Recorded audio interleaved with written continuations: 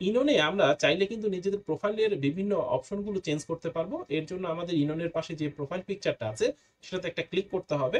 এখান থেকে কিন্তু আমরা চাইলে নিজেদের প্রোফাইল পিকচারটা সেট করতে পারবো।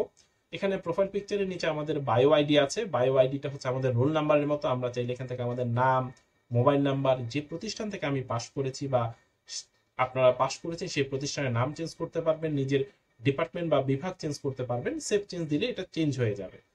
তো এখান থেকে এরপরে আমরা এই প্রোফাইলটা কিন্তু আমরা চাইলে সেটিংস থেকেও চেঞ্জ করতে পারবো। সেটিংসে গিয়ে আমরা মাই প্রোফাইলে গেলে একই অপশনগুলো কিন্তু আমাদের চোখের সামনে আসবে। তো এই প্রোফাইলের নিচে আমরা একটা ডেট দেখতে পাচ্ছি। আমার এখানে 349 ডেজ দেয়া আছে। এটা হচ্ছে মূলত আপনার সাবস্ক্রিপশন ডেট, অর্থাৎ আর 349 দিন আপনি হচ্ছে হলো এই অ্যাপসটা ব্যবহার করতে পারবেন। এরপর কিন্তু অটোমেটিক লগ আউট হয়ে যাবে। তো প্রত্যেকেরই এখানে সাবস্ক্রিপশন ডেট গুলো দেখায়। তো বিভিন্ন জনের বিভিন্ন রকম হতে পারে। তো এতদিন পরে আপনার একদিন দুদিন যদি থাকে তার আগে কিন্তু নতুন করে সাবস্ক্রিপশন নিয়ে নেওয়াটাই ভালো হবে। তাহলে আর আপনার যে সংযোগটা আছে সেটা বিচ্ছিন্ন হবে না।